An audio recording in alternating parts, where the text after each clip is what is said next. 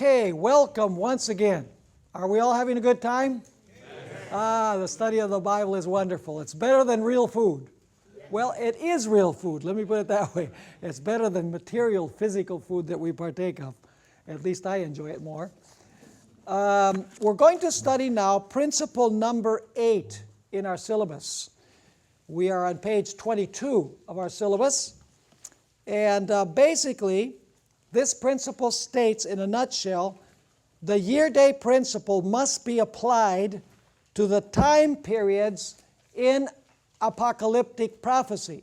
When I say apocalyptic prophecy, I'm referring primarily to the books of Daniel and Revelation. And you have the handout. It has 11 pages. And I'd just like to say that those who are listening or watching this on the streaming, and those who will watch this programming later on television, these materials are available from Secrets Unsealed. So those who are not here right now, you can contact Secrets Unsealed, and these handouts as well as the presentations will be available. So I just want to make that clear. Now let's go to our introductory matters. As we begin our study, we need to underline two very important facts. First of all, the Bible month consists of 30 days. Now, I don't have the time to go into the texts that prove that the biblical month has 30 days, but you can do that. I'm just going to give the references. You need to compare Genesis 7:11 with Genesis 8:3 and 4. And then compare Deuteronomy 21:13 with Deuteronomy 34 verse 8. And then you can also look at Esther 4:11 and Daniel 6 verse 7 and verse 12. So if you look at those verses, you're going to find that the biblical month consists of 30 days. Also, the Bible year consists of 12 months.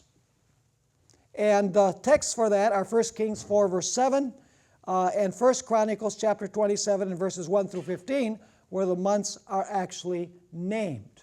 And so we need to know from the get-go that the biblical month has 30 days and the biblical year has 12 months. That's crucially important. The year-day principle basically means that when the time periods are used in the context of apocalyptic events, that's primarily Daniel and Revelation, which occur between the year 34 and the second coming of Christ, they are to be understood by applying the principle that one literal calendar day is equivalent to one literal calendar year. This is known as the year-day principle, or the day-year principle, day for a year. The preterist and futurist schools, which we've taken a look at already, adamantly deny the year-day principle. Most preterists interpret the little horn of Daniel 7, as well as the little horn of Daniel chapter 8, as a nasty individual called Antiochus Epiphanes, who ruled from 171 BC to 164 BC. And basically, he was a Macedonian ruler who desecrated the Jewish temple from 167 to 164 BC. And preterists believe that the 3½ years and the 2300 days are literal time, and they apply to the period of dominion of Antiochus Epiphanes towards the end of the Old Testament period. So in other words, these periods have no relevance for us today because they were fulfilled in the distant past. On the other hand, most futurists teach that the little horn of Daniel 7 represents a future personal Antichrist who will sit in a rebuilt Jewish temple in the Middle East for 3½ literal years at the end of the Christian dispensation, or towards the end of the Christian dispensation. They also believe that the little horn of Daniel 8 represents Antiochus Epiphanes, and that the 2300 days are literal time. The common denominator of both systems is that they believe that the 3 1/2 times and the 2300 days are to be taken as literal time. In contrast, historicism, or the historical flow method, as I prefer to call it, has always held that days, weeks, months, and years in an apocalyptic context should be understood symbolically by applying the year-day principle. So do you understand the contrast between these systems of interpretation? Preterism and futurism says that the time periods are literal time, whereas the historical flow method teaches that these time periods are to be understood on the basis of the year-day principle, that each literal day stands for a literal year. Now, I want to share with you 20 reasons for applying the year-day principle. And some of these reasons are quite complex. I've tried to simplify them as much as possible, and I hope that you've read this material in advance because it will be very, very helpful in our going through this material. Reason number 1, the expression time, times, and the dividing of time, 42 months, 1,260 days, and 70 weeks are very peculiar. Would you agree? They could have been expressed in literal language, but instead they are given a symbolic flavor. Notice, for example, that Luke 4:25 and James 5:17 referred to the period when there was no rain in the days of Elijah as 3 years and 6 months. This is the normal way of expressing time. Isn't it? 3 years and 6 months, or 3.5 years? That's the normal way. But the apocalyptic passages do not use the normal way of expressing time. They use peculiar expressions. It is significant that every measurement of calendar time in prophecy is given a symbolic flavor. Hour, Revelation 17:12 and 9:13. Day, Revelation 12 verse 6. Week, Daniel 9:24 to 27. Month, Revelation 13 verse 5. And year, Daniel 7:25. Do you notice that all of the measurements of time use this principle? It is also significant that non-apocalyptic prophecies, that is prophecies, classical prophecies and typological prophecies, express time in literal language. Like, for example, 70 years of Babylonian captivity, 400 years that Israel would spend in Egypt, 120 years at the time of the flood. So when you're dealing with literal persons performing literal actions, you have literal time periods. Does that make sense? Yes. Reason number 2. The symbolic time periods are always found within the context of apocalyptic passages where symbols predominate. Are you understanding this point? In other words, the time periods are used with a host of other symbols in the same context. For example, the 3 1/2 times are found in the context of 4 symbolic beasts, a symbolic sea, symbolic winds, symbolic clouds, symbolic horns, and a symbolic little horn.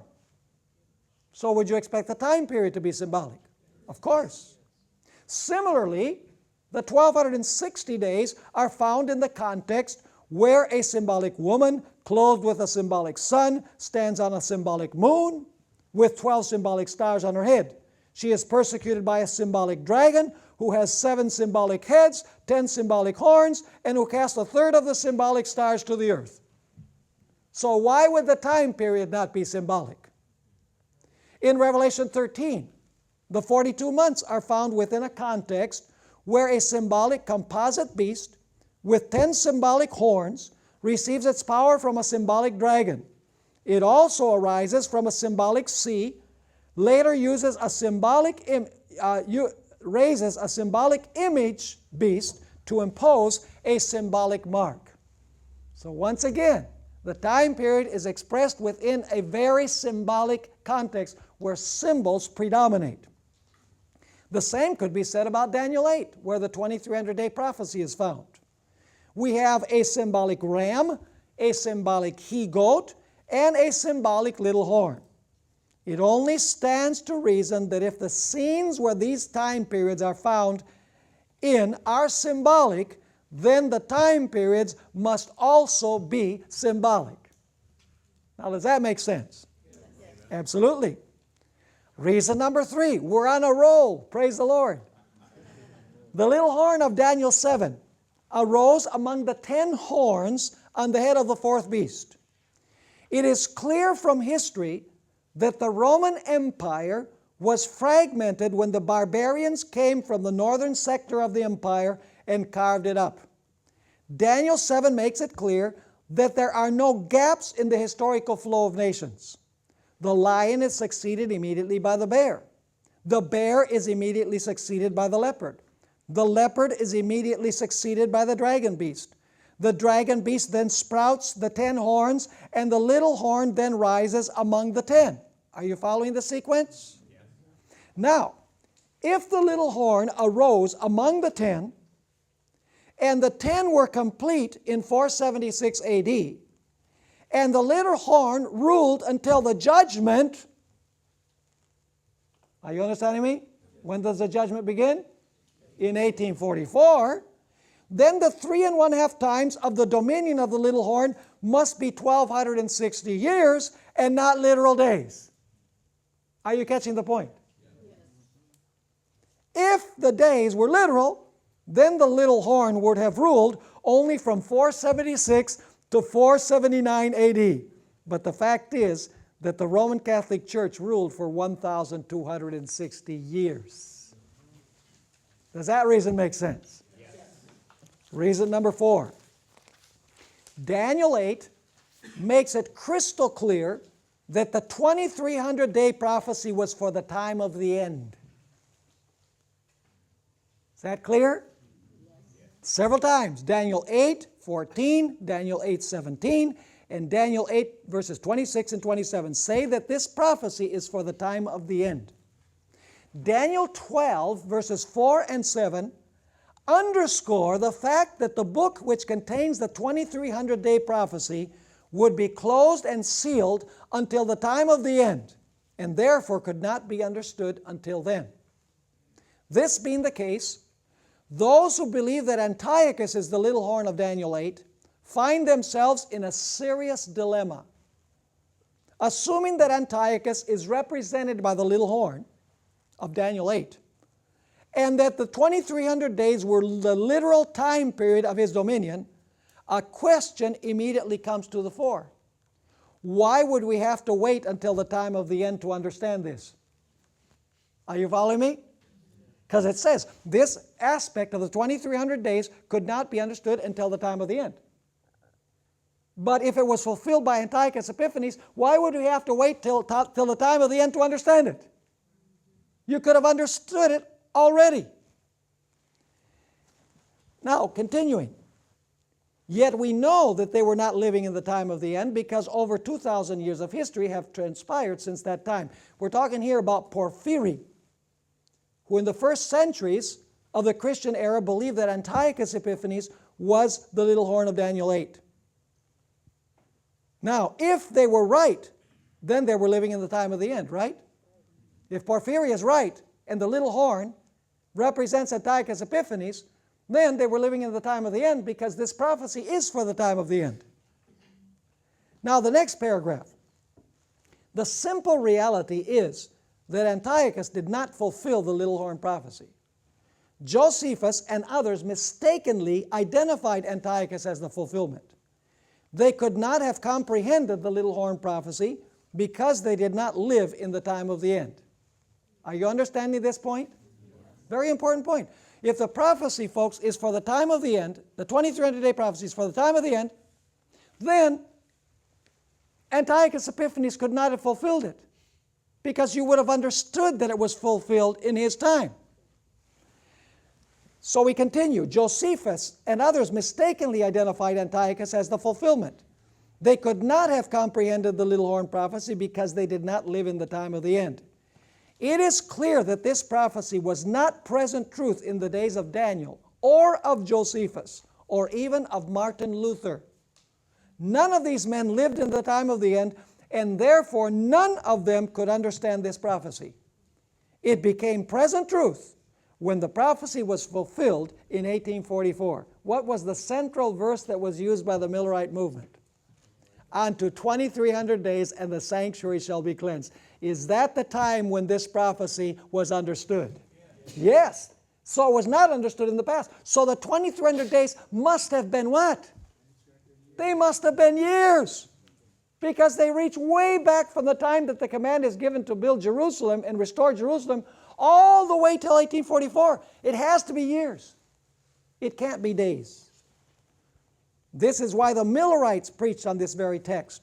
The book of Daniel was being opened, and now the time period of the 2300 days could be understood. Is this point clear? Yes. Let's go to reason number 5.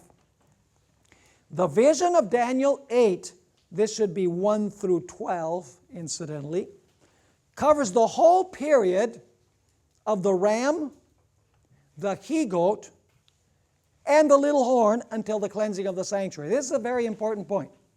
The vision that is shown to Daniel goes from the times of the ram to the he-goat, and then to the point when the judgment begins, when the cleansing of the sanctuary begins. That's the vision.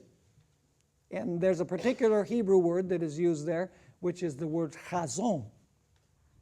That's the word vision that is used.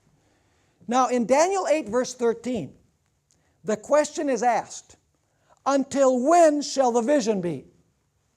What vision is it referring to? The whole vision. It's the same word that is used in verses 1 and 2, where Daniel says, I saw a vision. So it includes the ram, it includes the he-goat, and it includes the time when the judgment begins. The context indicates that the word vision includes the totality of what Daniel had seen in Daniel 8 to that point. Then, in Daniel 8, verse 15, we are told that Daniel wished to comprehend the vision. Same word. He wanted to comprehend the vision. What does the vision include, folks? It includes the ram, it includes the he-goat, all the way to the time when the sanctuary is going to be cleansed. The answer is simple. Which vision? That's the question. Which vision is this talking about? The answer is simple. It must be the totality of the vision of Daniel 8, because when the angel Gabriel comes to explain the vision in answer to Daniel's request, he begins with Persia and then continues with Greece, the little horn, and culminates with the conclusion of the 2300 days when the sanctuary is to be cleansed. So the word vision includes the totality of the vision, right? It includes the ram, the he-goat, the little horn, up to the point when the sanctuary is to be cleansed or the judgment is to begin. Thus it is clear that the 2300 days, which cover the whole vision of Daniel 8, must involve what? Centuries, not literal days. And literal days would be 6 1/2 literal years, approximately. Incidentally, this explains the reason why Daniel 8 begins with Persia and not with Babylon. You know, usually we say, well, the reason why Daniel 8 doesn't begin with a symbol for Babylon is because Babylon is about to disappear from history. But that's not the real reason. Because Babylon was still going to rule for 12 years. So Babylon was not at the point of passing away. There's another reason why Daniel 8 begins with with Persia instead of beginning with Babylon like Daniel 2 and Daniel 7. You say, what is that reason? Let's continue. The 2300 days begin when Persia gives the decree to restore and build Jerusalem. And that is why the vision begins with Persia. Because if you had begun with Babylon, it would give the impression that the 2300 days have to begin with the kingdom of Babylon. Are you following me or not? Thus, Daniel 8 and 9 must be connected in order to comprehend the 2300-day prophecy. Is this point clear? Now, notice this chart that you have at the top of page 4. The chart at the top of page 4. Do you see there? The vision equals what? The ram, the he-goat, pagan and papal Rome, which is symbolized by the little horn, up to the point of the judgment. So the question is, when the question is asked, until when is the vision? The answer is 2,300 days is the vision. Can that be 6.5 years? Come on, be real. It includes all of this. So the 2,300 days must be years. They have to be years, because the 2,300 days cover the entire vision. And the vision includes the ram, the he-goat, pagan, papal Rome, up to the time when the judgment begins. Is that clear? Now let's go to reason number 6. What do conservative evangelical scholars do with the prophecy of the 70 weeks? See, here you have a fly in the ointment. Don't they have to employ the year-day principle to convert the weeks to years? Are you understanding the question? The answer is that they attempt to get off the hook by saying that the expression 70 weeks really means 77s, or even 70 weeks of years. In this way, they get rid of the year-day principle. This they must do because if they employed the year-day principle for the 70 weeks, they would have to employ it for the other prophetic periods in order to be consistent. Let us now look at a few facts about the word translated week here in Daniel 9. Is it true that 70 weeks is 77s or 70 weeks of years? Is that really what it means? So that you don't have to apply the year-day principle? That's not what it means at all. Let's notice the evidence. Is it true that the Hebrew word shabuah, which is week, should be translated sevens or weeks of years? This word is used a total of 19 times in the Hebrew Scriptures, the word shabuah, which is week. And in every single instance, it refers to a literal week of 7 days. And you have all of the references there. I put them in parentheses for you. Evangelicals frequently use Daniel 10, 2 and 3 as an argument for translating the word shabuah as weeks of years. They point out, and this is an important point, they point out that in these verses, the word weeks is qualified by the word days. In other words, weeks of days. Daniel is speaking about his period of fasting. He said, I fasted for 3 weeks of days. That's what it literally says in the Hebrew. So they say, see, if this is weeks of days, then the other one is weeks of years. But there are problems with that interpretation. They then imply that if these are weeks with the qualifier days, then the other weeks without the qualifier days must mean weeks of years. Are you catching their argument? It's pretty crafty, but it don't work. For example, the New International Version translates the word week with 7 or sevens in Daniel 9, 24 to 27, but then translates the very same word as weeks in Daniel 10, verses 2 and 3. Isn't that interesting? The problem with such an explanation is that it ignores the meaning of the Hebrew idiom, weeks of days. What is meant by Daniel when he says that he fasted for 3 weeks of days? Let's notice. When the word week in Hebrew is qualified by the word days, it simply means full weeks. 3 full weeks when it says weeks of days. Notice the following examples. In Genesis 19, 29, 14, and Numbers 11, 20 and 21, and Judges 19, verse 2, the Hebrew literally reads, month of days. Is there a month that does not consist of days? Furthermore, in Genesis 41, verse 1, Leviticus 25, 29, 2 Samuel 13, 23, and 14, 28, the Hebrew literally reads, years of days, but the translators have recognized that this means full years, and they translate it that way. Are you understanding the point? But they have to get rid of the year-day principle for the 70 weeks, because if they don't, they say, uh-oh, we've got to apply it to the 2,300 days. We have to apply it to the 1,260 days. They run into trouble. So they have to find a way to explain away the 70 weeks without having to apply the year-day principle. The fundamental reason why futurist and preterist scholars refuse to translate Shavuot in Daniel 9 as weeks is because they would then have to admit, in order to be consistent, that the year-day principle must be applied to the other prophetic periods as well. Furthermore, if they applied the year-day principle to the 70 weeks, they would have to apply it to the 2,300 days, of which the 70 weeks constitute the first part. And this would force them to admit that prophecy was fulfilled in 1844. This would then make them Seventh-day Adventists.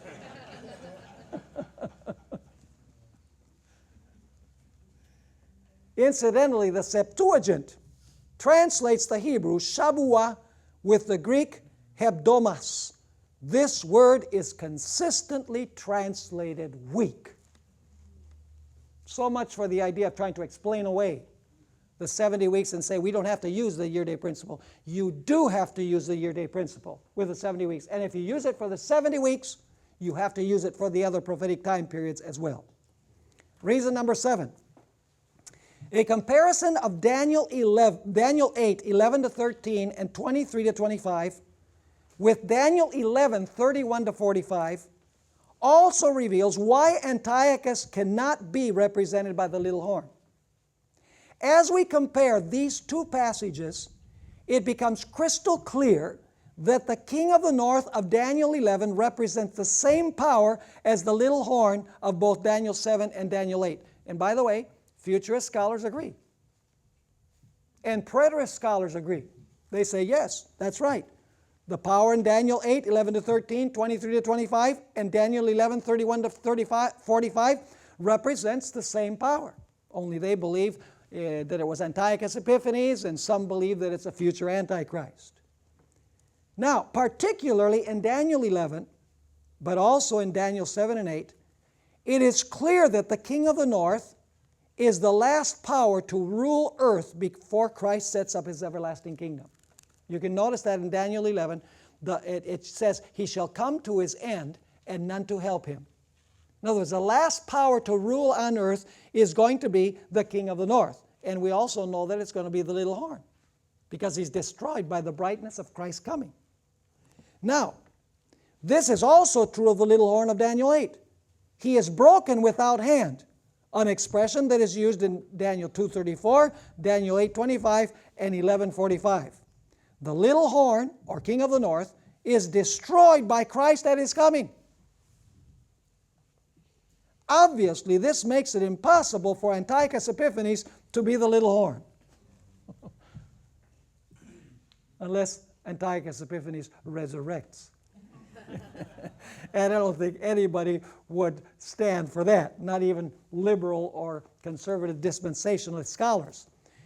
Let's continue. Daniel 11, 31 to 45 also contains many elements which are in common with the little horn of Daniel 7.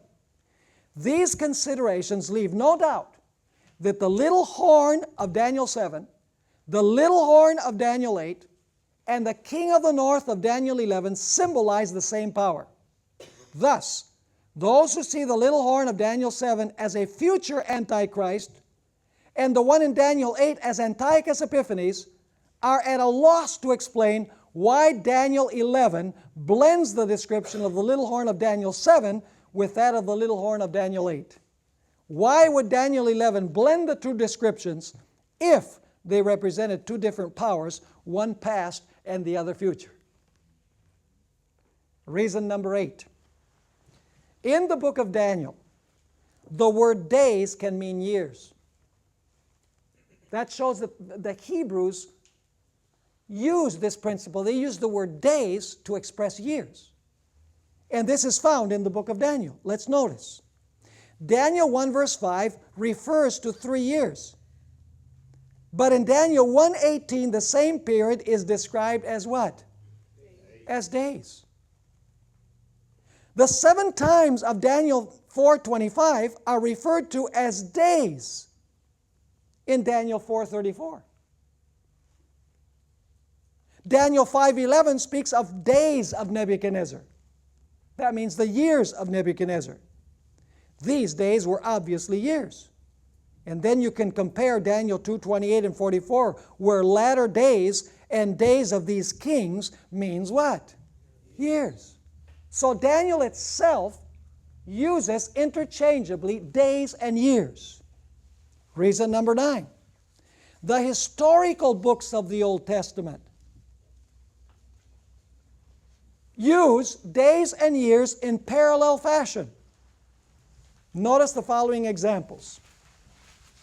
And we're not going to read all of these, but you can look them up. Exodus 13 verse 10 literally reads in Hebrew that the Passover was to be celebrated from days to days. That's the way it reads in Hebrew. The Passover was to be celebrated from days to days. What does that mean? From year to year. And that's the way that it's translated. Even though the Hebrew says from days to days. In 1 Samuel 20 verse 6, the Hebrew literally reads, sacrifice of the days. But the context clearly shows it refers to the yearly sacrifice. So for the Hebrew thinking, days is interchangeable with what? Interchangeable with years in the historical books of the Old Testament. In 1 Samuel 2:19, literally the Hebrew says from days to days, and it's translated from years to years. 1 Samuel 1:21 literally reads in the Hebrew, sacrifice of the days. Translations render it sacrifice of the years, or the yearly sacrifice. You find the same thing in Judges 11 verse 40. It literally reads, from days to days, 4 days each year. It means from year to year, 4 days each year. 1 Samuel 27 verse 7 literally reads days and 4 months. What does that mean? It means a year and 4 months. 1 Kings 1:1 says that David was stricken in days. But what does that mean, he was stricken in days? He was stricken in years.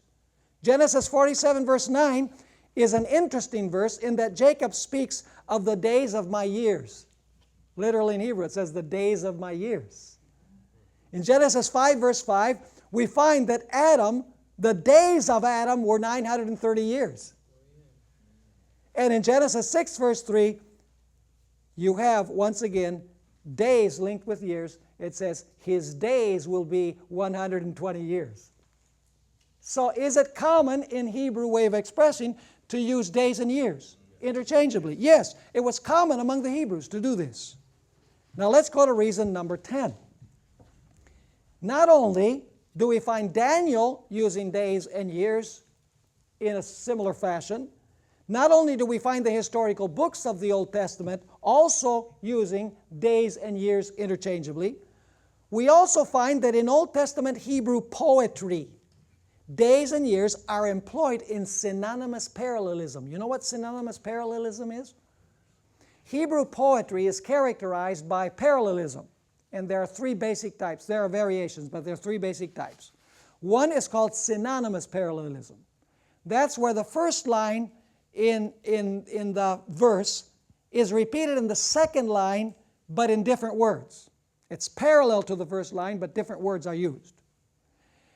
Then you have antithetical parallelism, which is the first line, the opposite is said in the second line.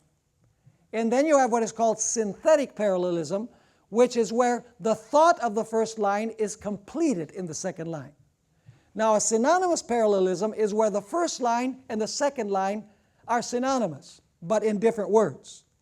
In Hebrew poetry, you find days and you find years used in synonymous parallelism. Let's notice, for example, and you can look up all of these texts. A very interesting text is Psalm 90, verses 9 and 10, where the translation reads, years of our lives. but literally in Hebrew it reads, the days of our years. In every place, listen carefully, in every place where the Old Testament couples days with years, the word day is in the A line and the word year is in the B line. Do you understand what I'm saying? In other words, in the first line, you have the word day. In the second line, which is parallel or synonymous, you have year. In other words, the day is equivalent to what? A year. Just check out these verses. It is so interesting. William Shea, who was my teacher at the seminary, wrote a very interesting book called Selected Studies in Prophetic Interpretation, and on page 69 he says this, and a good share of this material he has in this chapter that he wrote on the year-day principle. He says this, when we come to the occurrence of the word days in time prophecies, therefore, an ancient Semite, you know, understand what he means by an ancient Semite? Someone, yeah, Jew, somebody who has a Semitic background. An ancient Semite whose mind was steeped in this parallelistic type of thought would naturally have made an association of years with the days, found in a symbolic context, just as he naturally would have identified years as the B word that would follow the A word, days, in its occurrence as part of a well-known parallel pair. So you can check out these verses, and you know, I'll mention some of them. Job 10 verse 5, Job 15 verse 20, Job 32 verse 7, Deuteronomy 32 verse 7, and Psalm 77 verse 5. And you know what's interesting is that the first book of the Bible to be written was the book of Job. So very, very early, it was written by Moses in the desert of Midian while he was tending Jethro's sheep, according to the spirit of prophecy. And there are some sections of the book of Job that use such archaic Hebrew language that the Septuagint translators, the translators of the Greek Old Testament, had real struggles in translating that Hebrew to Greek. They leave whole sections untranslated because it was such archaic old Hebrew. And so it's interesting that you have these references from Job where the A line has days and the B line, the parallel line, has years. Days are years. Is that clear? Yes. Reason number 11.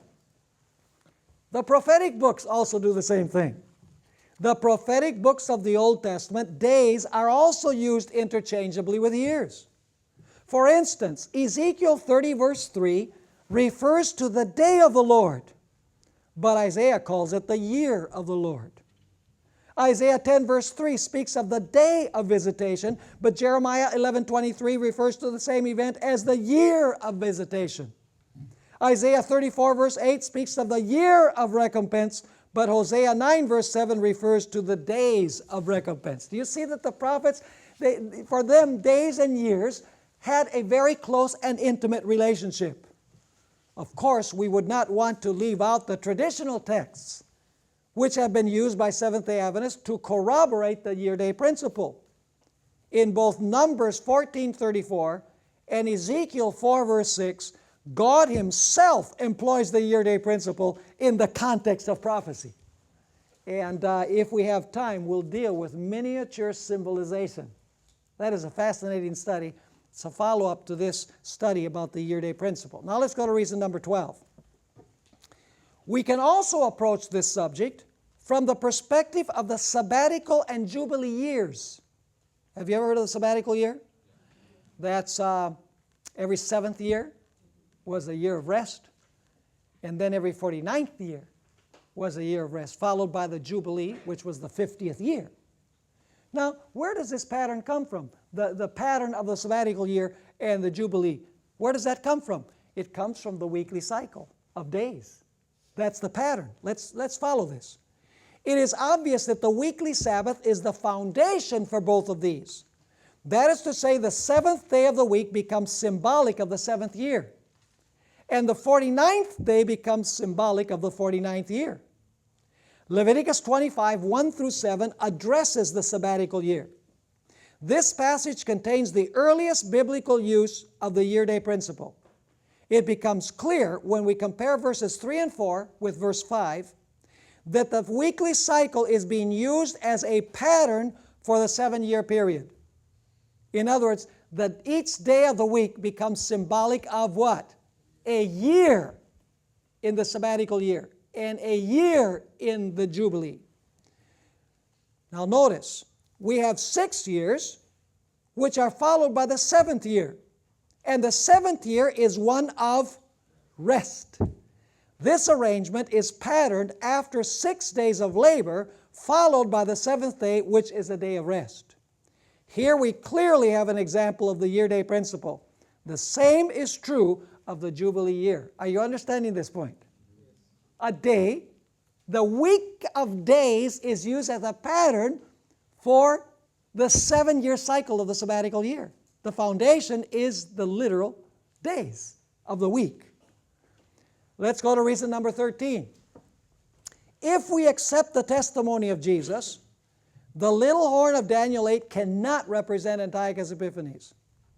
Jesus made it clear that the abomination of desolation spoken of by the prophet Daniel was still in the future in his day.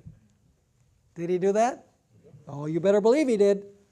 How could Antiochus, who lived in the 2nd century before Christ, fulfill a prophecy which Jesus clearly indicated was still unfulfilled in his day?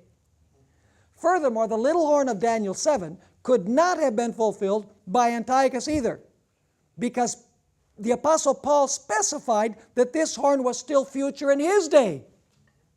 The book of Revelation also places the fulfillment of this prophecy in the future.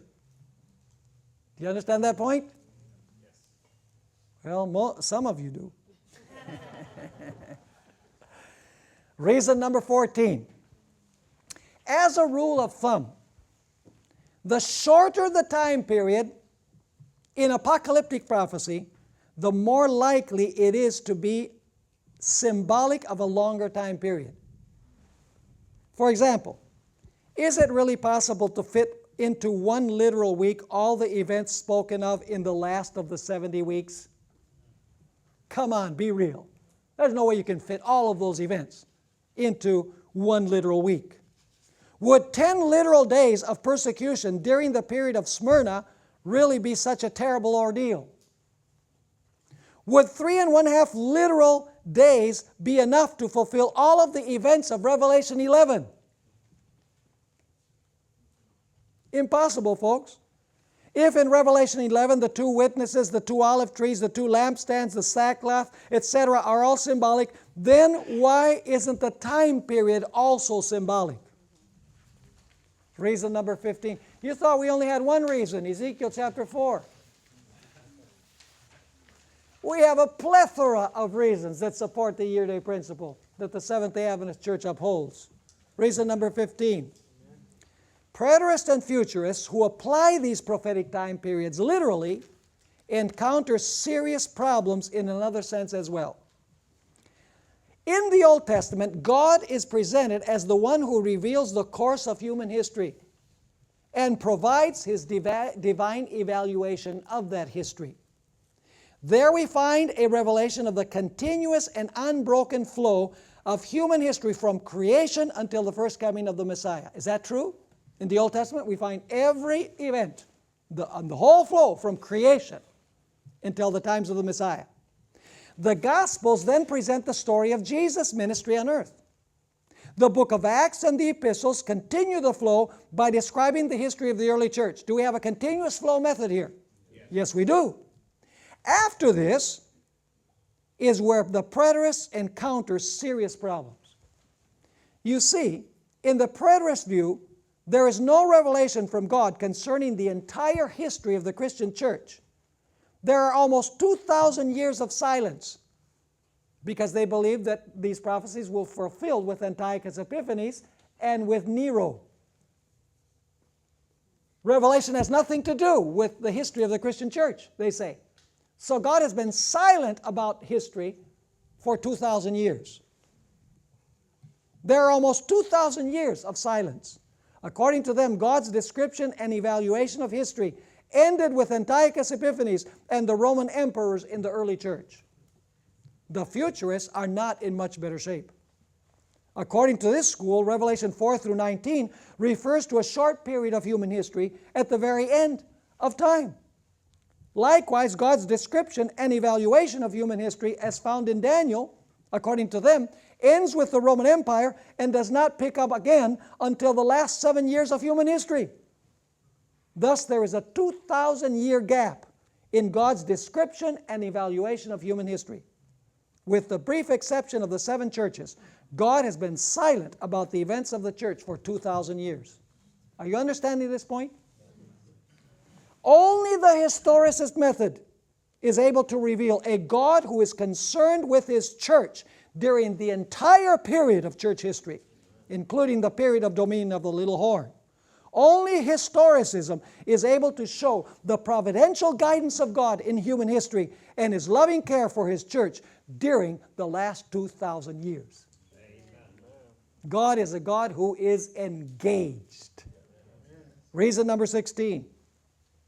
The Apostle Paul makes it absolutely clear that the man of sin, this is an important reason, was already working in his day. Is that true? Yeah. And yet this man of sin will not be destroyed until Jesus comes. Whoa. How could this be a literal person if he was alive in Paul's day and yet is not destroyed until Jesus comes? He's not a centenarian, he's a millenarian. Is this one literal man who has lived over 2,000 years? The inevitable conclusion is that the man of sin cannot be a literal man, nor can his period of dominion be literal time. It is also significant that Paul is getting his picture of the man of sin from the little horn of Daniel 7, and the little horn of Daniel 8, and the king of the north of Daniel 11. This being the case, the little horn and the king of the north must have ruled for centuries, not for literal days. Reason number 17. The acid test of the year-day principle is whether the events forecasted were fulfilled on schedule. In other words, the pragmatic test of historical fulfillment must be applied to the historicist interpretation of these prophecies. Does the historicist method pass the test? Well, notice the following incontrovertible facts. Did the papacy rule for 1,260 years? Absolutely. Can these dates be corroborated by history? Yes. Did the church during the period of Smyrna experience 10 years of severe persecution? Yes. The year 303 to 313. Terrible persecution the church suffered during the emperorship of Diocletian. There you have, during the church of Smyrna, the church that is persecuted by the Roman emperors, you have 10 days that are mentioned in connection with that church. 10 years, 303 to 313. It can be proven. Can it be proved that Jesus came in the year 27 AD to be baptized, and He was baptized? That He died in the middle of the week? And that Stephen was stoned in the year 34? Absolutely. Was this prophecy of the 70 weeks fulfilled? It was. How about the prophecy of the 2,300 days? The Millerites did indeed preach from Daniel 8:14 that the sanctuary was about to be cleansed. And this preaching took place right before the 2,300 years came to an end. Why didn't they preach from some other text? Simply because God wanted to bring to the world's attention that the 2,300 years were about to end and a significant event was about to take place in heaven. The great Second Advent awakening in the 1830s provides powerful evidence that the year-day principle must be applied to Daniel 8 verse 14. Historical fulfillment shows that this is the way to interpret these time prophecies.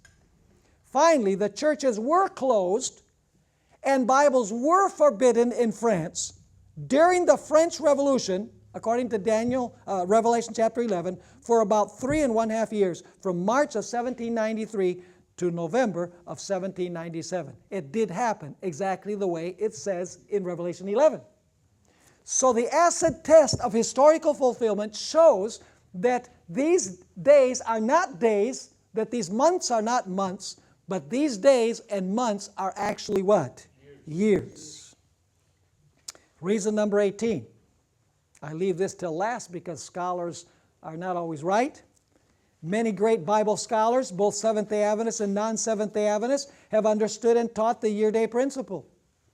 Unfortunately, after the great disappointment of 1844, and we've studied this in a previous class, Protestants gave up on the year-day principle and that was used by the Millerite to calculate prophetic time periods. In other words, because Jesus did not come as predicted in 1844, the Protestant world threw out the method which the Millerites had used. Thus, they threw out the proverbial baby with the bathwater. We will limit ourselves to comments which were made by two men whose last name is Newton. One is Sir Isaac Newton. Have you ever heard of him? Notice what he says. 3 times and a half. That is, for 1,260 solar years, reckoning as time for a calendar year of 360 days and a day for a solar year. After which the judgment is to sit, and they shall take away his dominion, not at once but by degrees, to consume and to destroy it unto the end. See, he had the year-day principle right, Sir Isaac Newton. And then there was another individual, Bishop Thomas Newton, who said this: we must therefore compute the time according to the nature and genius of the prophetic language. A time and times and half a time are 3 years and a half. And the ancient Jewish year consisting of 12 months and each month of 30 days. A time and times and half a time, or 3 years and a half, are reckoned in Revelation 11, 2 and 3, 12, 6 and 14, as equivalent to 42 months, or 1,260 days. And a day in the style of the prophets is a year. I have appointed thee each day for a year, saith God to Ezekiel 4 verse 6.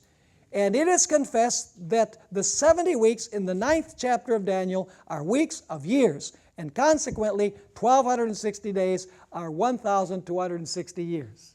Interesting. Neither of these individuals was a Seventh-day Adventist. And yet they believed in the year-day principle. Right. Let's go to reason number 19, because time is running out. Practically every futurist writer is willing to concede that the 7 churches represent 7 periods of church history. Even conservative scholars particularly, they say the 7 churches represent 7 periods of church history. Most see Ephesus as a symbol of the apostolic church. Let's take a look at the 4th church, Thyatira. It is obvious to any objective reader that this church bears many similarities to the condition of Israel during the period of Elijah. Notice the following parallels. In both cases, Jezebel instigated the apostasy. In both cases, the cardinal sins were fornication and idolatry. In both cases, there was no rain. In both cases, Elijah fled. In both cases, Elijah was sustained in his flight to the wilderness. In both cases, the apostasy lasted 3.5 years. Church of Thyatira and the experience of Elijah. These parallels indicate that the church during the period of Thyatira is reliving the story of Elijah. Yet the historical period of the church of Thyatira does not last only 3.5 literal years, not even by the calculations of conservative non-Adventist scholars. Are you understanding my point? If in Revelation 2, Jezebel is not one literal person, Elijah is not one historical person, rain is not literal rain, fornication is not literal fornication, etc., then the 3.5 years are not literal years either. Time and space will now allow us to show that the harlot of Revelation 17 represents the second future stage of this Jezebel period of the church. In the case of literal Old Testament Elijah, now this is interesting. In the case of literal Old Testament Elijah, the time period when there was no rain was expressed in normal terms as 3 years and 6 months, because the time period was literal. But in the case of symbolic Elijah, the period is described as 1,260 days and time, times, and the dividing of time. Does that make sense? Now, reason number 20 is one that I mentioned previously. The 1,000 years of Revelation. You have this sheet. I don't have time to say much about it, but you have this chart, the year-day principle in Isaiah 24 and Revelation 20 to 22. Some people say, well, why don't you use the year-day principle for the 1,000 years of Revelation 20 to be consistent? That's in an apocalyptic prophecy, right? So why don't we use the year-day principle for the 1,000 years of Revelation 20? Why don't we say that that also needs to have the year-day principle applied to it? It's very simple. We already studied this, remember? Notice this chart. It's a very interesting chart. On the left side you have Isaiah 24, on the right side you have Revelation 20 to 22. You have all of the parallels between Isaiah 24 and Revelation 20 to 22. Now, you have capitalized one key word in the left-hand column. What is it? Days. The word days. What is the equivalent word in the right-hand column? Years. It is years. You see, we don't have to apply the year-day principle to the 1,000 years because Isaiah already does that. Remember we studied this? Yeah. Isaiah says that the kings of the earth and the hosts of the high ones will be punished for how long? For many days. Revelation, on the other hand, says that the kings of the earth that will be destroyed when Jesus comes, according to chapter 19, and the devil will be bound to the earth for how long?